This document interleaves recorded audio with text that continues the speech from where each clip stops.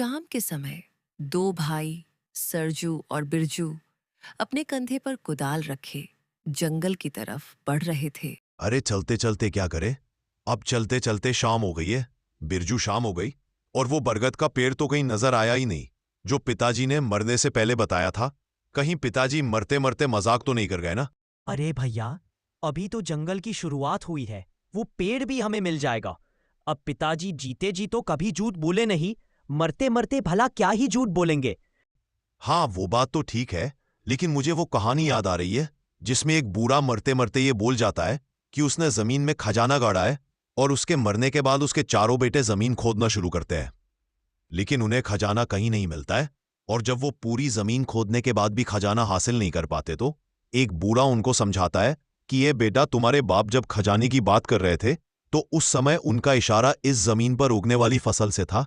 इस जमीन पर खेती करो, फसल उगाओ, और वो फसल ही किसी खजाने से कम नहीं होगी। वैसे भैया, आप भी ना क्या क्या सोचते रहते हैं, लेकिन मुझे अपने पिताजी पर पूरा भरोसा है, वो ऐसा तो नहीं करेंगे। वो देखो, मिल गया बरगद का पेड़। मिल गया रे। अरे मिल गया। अरे भैया, आराम से। अरे आराम बाद में करेंगे, पहले जमीन खोदकर धन निकालते हैं। चलो रे। ये कहकर सरजू ने जमीन पर कुदाल मारी और खुदाई शुरू कर दी। अरे खोदो बिरजू, खोदो भैया। क्या तुमको धन नहीं चाहिए क्या? ये सुनकर बिरजू भी खुदाई में लग गया। दोनों ने काफी देर तक खुदाई की और आखिर में उनको जमीन के अंदर एक चांदी का सिक्का मिला। ये क्या है? सिर्फ एक चांदी का सिक्का? दत्त तेरे की। भैया, कहीं पिताजी इस सिक्के के बारे में ही तो बात नहीं कर रहे थे? मुझे अब सब समझ में आ गया। तूने ही पुश्तैनी धन यहां से निकाला है ना? सही कहा ना? बोल, निकाला है ना? ये क्या कह रहे हैं भैया आप? मैं तो कल रात घर में ही था, आपको तो पता ही है। आप फैसला मुखिया जी ही करेंगे। सरजू के कहने पर चारों मुखिया के पास पहुंचे। मुखिया जी, हमारे पिताजी ने मरने से पहले हमें बताया था कि उन्होंने हमारे पुश्तैनी धन को जंगल में एक बरगद के पेड़ के नीचे गाड़ा है। जब हमने वहां खुदाई की तो हमें वहां मिला सिर्फ एक चांदी का सिक्का। सिर्फ एक चांदी का सिक्का? अच्छा ये बताओ, तुम लोग अब क्या चाहते हो? क्या मैं कोई मंत्र वंत्र पढ़ूं, तुम्हारे पिताजी को वापस से जिंदा करूं, ताकि तुम लोग पूछ सको कि पिताजी झूठ क्यों बोले? मुखिया जी, पिताजी ने कल रात मरने से पहले हम चारों के सामने ये राज खोला था और कल रात ही हम उस धन को निकालने वाले थे, लेकिन मेरी बीवी सुशीला की तबीयत बिगड़ गई, इसलिए हम जा नहीं पाए। पूरी रात मैंने अपनी बीवी की देखभाल में ही निकाल दी और जब वहां पहुंचे तो मिला ये सिर्फ एक चांदी का सिक्का। हाँ, लेकिन सरजू तुम कहना क्या चाहते हो? साफ साफ बताओ। मुखिया जी, हम यही कहना चाहते हैं कि जब मेरी तबीयत खराब थी और हम दोनों घर में ही जाग रहे थे, तो इस बात का फायदा उठाकर ये बिरजू और इसकी पत्नी वहां गए होंगे और इन्होंने सारा धन निकाल लिया होगा। अरे ये आप क्या कह रही हैं भाभी? हम भला ऐसा क्यों करेंगे? आप हमारे भैया और भाभी हैं, आपके साथ ऐसा कभी नहीं कर सकते। अरे बेटा, जब दौलत दिखती है ना तो भैया भाभी नहीं दिखाई देते हैं, और एक सिक्का गलती से वहां रह गया, इसका मतलब यही है कि तुम दोनों ने ही धन वहां से निकाल लिया होगा। अब तो मुझे यही लगता है कि मेरी पत्नी को भी बीमार तुम ही लोगों ने किया होगा। अरे देख सरजू, तुम ऐसे बिना किसी साक्ष्य के ये तय नहीं कर सकते कि इन दोनों ने ही धन चुराया है, और बिरजू इतना लालची तो कभी नहीं हो सकता। अरे क्यों नहीं हो सकता मुखिया जी? क्या ये राजा हरिश्चंद्र की औलाद है क्या? बहुत हुआ भाई, आप मेरे साथ साथ मेरी पत्नी को भी बेइज्जत कर रहे हैं। मुझे ना पहले धन का लालच था ना आज। आप ही रहिए। इस कोठी में मुझे आपके साथ बिल्कुल नहीं रहना। अरे भाई, जज्बाती मत बनो बिरजू। इस घर पर तुम्हारा भी उतना ही हक है जितना तुम्हारे भाई सरजू का है। चलो भारती, हम इस घर में अब नहीं रहेंगे। अब हम कहाँ रहेंगे जी? बिना छत के कैसे गुजारा होगा? भारती, अब यही जमीन हमारी संपत्ति है। हमें भगवान का शुक्रिया अदा करना चाहिए कि हमारे पास इतनी बड़ी जमीन है। कुछ लोगों के पास तो ये भी नहीं होती है। अब हम यही रहेंगे। देख लिया मेरे दिमाग को? मान गई आपके दिमाग को। आपने कितनी चालाकी से वो सारा धन हड़प लिया और किसी को कुछ पता भी नहीं चला। अब तो मैं अपनी सारी ख्वाहिशें पूरी करूंगी। अरे इस तरह नहीं। अभी हमें ये नहीं दिखाना कि हमारे पास धन है, हमें इस समय सिर्फ ये दिखाना है कि मैंने मेहनत मजदूरी करके बड़ी मुश्किल से धन कमाया है, और फिर एक आधा साल गुजर जाए तब खुलकर उस धन का इस्तेमाल करना शुरू करेंगे। इंतजार का फल मीठा होता है भाग्यवान। ठीक है जी, जैसा आप कहे। मैं एक गधा लेकर आता हूं। उस गधे को लेकर बाजार जाया करूंगा और फिर घूम फिरकर आ जाया करूंगा, और सबको यही लगेगा कि मैं गधे के साथ मजदूरी करके थोड़ा बहुत धन कमा के लाता हूं। सरजू जंगल के रास्ते से बाजार की तरफ जा रहा था। तभी उसने एक दृश्य देखा। यह आप क्या कर रहे हैं मालिक? आप मुझे कहाँ ले जा रहे हैं? मेरी ही वजह से आप एक अमीर सेठ बने हैं और आप मेरे साथ ऐसा सलूक कर रहे हैं। अरे यही तो वजह है कि मैं तुझे यहां छोड़ने आया हूं। तू एक जादुई गधा है और तेरी वजह से मैं इतना अमीर सेठ बना हूं। अब ये बात अगर किसी को पता चल गई तो वो तुझे ले जाएगा, और मैं नहीं चाहता कि कोई तेरा इस्तेमाल करके मुझसे भी ज्यादा अमीर हो जाए। अरे मालिक, ऐसा मत कीजिए। क्या आप मुझे मारने के लिए यहाँ लाए हैं? अरे नहीं, मैं तुझे नहीं मारूंगा। जब कुछ दिन तुझे यहां खाना पीना नहीं मिलेगा तो तू अपने आप ही मर जाएगा। मैं क्यों अपने हाथ गंदे करूं? नहीं मालिक, मुझे छोड़कर मत जाइए। गधे के पुकारने पर भी वो सेठ वहां से चला गया। लेकिन अब सरजू के चेहरे पर भयानक मुस्कान छलक आई। क्या कहा? ये गधा जादुई है? क्या बात है भगवान, आप तो मुझ पर बहुत उदार हो रहे हैं। पहले धन मिल गया, अब जादुई गधा मेरे सामने है। मेरी तो दिवाली, ईद और दशहरा सब एक साथ मन जाएगा। प्रणाम गधे महाराज जी। अरे ये क्या, एक इंसान मुझे प्रणाम कर रहा है, एक गधे को प्रणाम? आप कोई आम गधे नहीं है महाराज। मैंने सब देखा और सुन लिया है। आपने उस आदमी को कितना अमीर बनाया और वो कितनी बेरहमी से आपको यहां मरने के लिए छोड़ गया। क्या तुम्हें पता चल गया कि मैं एक जादुई गधा हूं? अरे मुझे अपने साथ मत ले जाना, मुझे यहीं मरने के लिए छोड़ जा। कैसी बात करते हैं? आपको क्यों छोड़ जाऊं महाराज? आप तो पूजनीय है। अब तुम भी मुझे उस आदमी की तरह घर ले जाओगे, फिर 15 दिन तक खातिरदारी करोगे, और उसके बाद जब मैं तुम्हारी ख्वाहिश पूरी करके तुमको एक अमीर सेठ बना दूंगा तो तुम भी मुझे इसी तरह यहां मरने के लिए छोड़ जाओगे। अरे नहीं नहीं, मैं ऐसा कुछ नहीं करूंगा। मैं तो बस सत्कर्म करने की भावना से आपको अपने साथ ले जाना चाहता हूं। आपकी सेवा करूंगा, खिलाऊंगा, पिलाऊंगा, आपकी आरती भी कर दूंगा। गधे के लाख मना करने के बाद भी सरजू उस गधे को अपने घर ले गया। घर पर जाकर उसने सारी बात अपनी पत्नी सुशीला को बताई। दूसरी तरफ बेचारा बिरजू जमीन पर दिन रात मेहनत करके भी परेशान था। भारती, इतनी मेहनत के बाद भी इस जमीन पर एक पौधा नहीं उगा।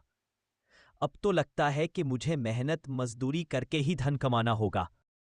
अब पता चला कि उन्होंने जानबूझकर आपको ये जमीन क्यों दी, क्योंकि ये एक बंजर जमीन है। मेरा तो अब भगवान पर से भरोसा ही उठ गया है। उसने हमारे साथ कितना गलत किया। लगता है उसने अब न्याय करना ही छोड़ दिया है। अरे भारती, ऐसा नहीं कहते। अब जो हो गया सो हो गया। ये देखो कि हमें आगे कैसे क्या करना है। मैं आज से जंगल जाकर लकड़ियां काटूंगा, फिर उसे मंडी में बेचकर धन कमाऊंगा। बिरजू ने कुल्हाड़ी उठाई और फिर जंगल की तरफ रवाना हुआ। शाम तक उसने काफी लकड़ियां काटी और फिर उन्हें इकट्ठा किया। तभी ना जाने कहां से एक गधा उसी समय वहां पहुंचा। अरे ये किसका गधा है? अरे भाई, कोई आसपास है क्या? ओ, कोई आसपास है? अरे किसका गधा है? इसके मालिक इसे ढूंढ रहे होंगे। पता नहीं कहां से आ गया। ऐसा करता हूं, इसी पर लकड़ियां लाद कर घर ले जाता हूं। कल इसको शहर ले जाकर कोतवाल के हवाले कर दूंगा। बिरजू उसे घर ले आया।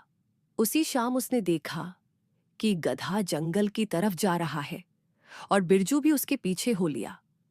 गधा जंगल के अंदर एक गुफा में घुस गया। बिरजू भी उसका पीछा करते करते गुफा के अंदर पहुंच गया। मालिक, आप आ गए। अरे तुम बोल सकते हो? हाँ, मैं बोल सकता हूँ। ये क्या रहस्य है? ये रहस्य तो मैं किसी को बता नहीं सकता, लेकिन मैंने देखा है कि आप बहुत ही सभ्य व्यक्ति हैं, तो मैं आपकी मदद करना चाहता हूँ। आप मेरे पीछे आइए मालिक। ये कहकर गधा आगे बढ़ गया और वो दोनों एक जगह पहुंचे जहां उन्होंने देखा कि जमीन पर कुछ बीज गिर रहे हैं। मालिक, ये जो बीज ऊपर से गिर रहे हैं, ये जादुई बीज हैं। इन बीजों को आप अपनी जरूरत के मुताबिक ले लीजिए। इन बीजों को अगर आप अपने खेतों में वो देंगे तो आपकी बंजर जमीन पर फसल उगाएगी। ये सुनकर बिरजू को थोड़ी हैरानी हुई। उसने कुछ बीज ले लिए और घर आकर उन बीजों को खेत में बो दिया और फिर खुशी खुशी घर चला गया। बिरजू को अपनी जमीन देखकर यकीन नहीं हुआ। अब उसकी बंजर जमीन पर फसल उग आई थी। ये तो कमाल हो गया। ये सब उन जादुई बीजों का कमाल है। शुक्रिया तुम्हारा। वही सरजू अपने गधे की खातिरदारी में व्यस्त था और वो गधे की खूब खातिरदारी कर रहा था। मालिक, आप मुझे इतने फल क्यों खिला रहे हैं? कहीं आपको मुझसे कोई लालच तो नहीं है ना? नहीं नहीं महाराज, मुझे कोई लालच नहीं है। सुनिए गधे महाराज, हमने आपकी सेवा इस तरह से की है जितनी सेवा आज तक मैंने मेरे ससुर की भी नहीं की। इन्हें लालच हो या ना हो, मुझे लालच है और मैं अब अमीर होना चाहती हूँ। अगर तुम सच में जादुई गधे हो तो ये ठूस ठूस कर खाना बंद करो और हमें अमीर बनाने का उपाय करो। लगता है अब मुझे जादू करना ही पड़ेगा। मेरे अंदर एक शक्ति है, मेरे सामने जितना धन रखा जाए मैं उसको दोगुना कर सकता हूँ। अरे वाह, ये तो अच्छी बात है। सुशीला, जल्दी से जो हमारा पुश्तैनी धन है उसे लेकर आओ। ये सुनकर सुशीला ने धन की पेटी उसके सामने लाकर रख दी। महाराज, दिखाओ, अपना कमाल कर दो, इसको दोगुना। इस तरह नहीं मालिक, इसको दोगुना करने की एक विधि है। मुझे रात के समय जंगल ले जाना होगा और एक पीपल के पेड़ के नीचे धन को गाड़ना होगा। ऐसा करने से सुबह होने पर धन दोगुना हो जाएगा। सरजू धन की पेटी लिए जंगल की ओर निकले और उन्होंने धन को एक पीपल के पेड़ के नीचे गाड़ दिया और फिर वो दोनों घर वापस आ गए। अगली सुबह जैसे ही वो जंगल पहुंचे तो उन्होंने देखा कि गधा गायब है और जैसे ही उन्होंने जमीन को गाढ़ा तो उनके पांव के तले जमीन निकल गई। वहां धन नहीं था। थी तो बस एक चप्पल। अरे ये गधा कहाँ गया? ओ महाराज, अरे हम लुट गए, बर्बाद हो गए। सुशीला, सब लुट गया, बर्बाद हो गया। अरे ये क्या? ये तो एक चप्पल है। ये चप्पल मुझे जानी पहचानी लग रही है। कुछ देर बाद सरजू और सुशीला मुखिया के साथ बिरजू के घर पहुंचे। देखिए मुखिया जी, ये रहा बिरजू और इसी ने मेरा धन चुराया है। कैसा धन मुखिया जी? ये भैया क्या कह रहे हैं? बिरजू, मुझे पता है कि तुम कोई गलत काम नहीं कर सकते, लेकिन क्या मैं तुम्हारी चप्पल देख सकता हूँ? ये कैसा सवाल है मुखिया जी? यहाँ तो एक ही चप्पल है, पर दूसरी कहाँ है? उसका तो मुझे नहीं पता। दूसरी चप्पल ये रही मुखिया जी, और मैं बताता हूं कहां से मिली ये चप्पल। कल रात मैंने अपना धन जंगल में गाड़ा था और इस बिरजू ने उस धन को निकाल लिया। खुशी में इसे ये भी नहीं पता चला कि उसने अपनी एक चप्पल वहां छोड़ दी, जो इस बात का सबूत है कि इसी ने मेरा धन चुराया है। क्या भैया आप मुझ पर फिर से इल्जाम लगा रहे हैं? एक बात बताओ सरजू, जहां तक मुझे याद है तुम्हारे पिता का पुश्तैनी धन तो पहले ही चोरी हो गया था और तुम अब एक गधा मजदूरी करते हो, तो तुम्हारे पास ये धन कहां से आ गया? अब मैं सच नहीं छुपा सकता मुखिया जी। दरअसल वो पुश्तैनी धन मैंने ही वहां से चुराया था। दरअसल उस रात मैं चुपचाप जंगल गया और धन को निकालकर दूसरी जगह गाड़ दिया और फिर अगले दिन बिरजू को घर से निकाल के मैं वो धन वापस अपने घर ले आया। अरे तुम कितने बड़े धोखेबाज हो। तुम जैसे को तो भगवान नरक में भी जगह न दे। धोखेबाज कहीं के। भैया आपको सारा धन चाहिए था तो आप एक बार बोलकर तो देखते, मैं तो हंसते हंसते दे देता। लेकिन सरजू, अब ये बता कि ये धन को वापस से जमीन में गाड़ने का क्या मतलब था? मुखिया जी, असल में मुझे एक जादुई गधा मिल गया था। उस गधे में ये शक्तियां थी कि वो धन को दोगुना कर सकता था और मैंने वो धन दोगुना करने के लिए ही पीपल के पेड़ के नीचे गाड़ा था, लेकिन इस बिरजू ने उसे चुरा लिया। भी ने देखा कि सामने सरजू का गधा खड़ा था और उसके पास ही रहस्यमय गधा भी आ गया। ये बात मैं आपको बताता हूँ, हम दोनों ही जादुई रहस्यमयी गधे हैं। मैं यहाँ बिरजू के पास पहुंचा और यह दूसरा गधा सरजू के पास। सरजू ने इस बार भी लालच किया और बिरजू ने मेहनत को चुना। सरजू ने बिरजू के साथ धोखा करके जिस धन को हड़प लिया था, इसने उसी धन के लालच में वापस उसे जमीन में पहुंचा दिया। फिर हम दोनों ने उस धन को गायब किया और बिरजू की चप्पल वहां पहुंचा दी।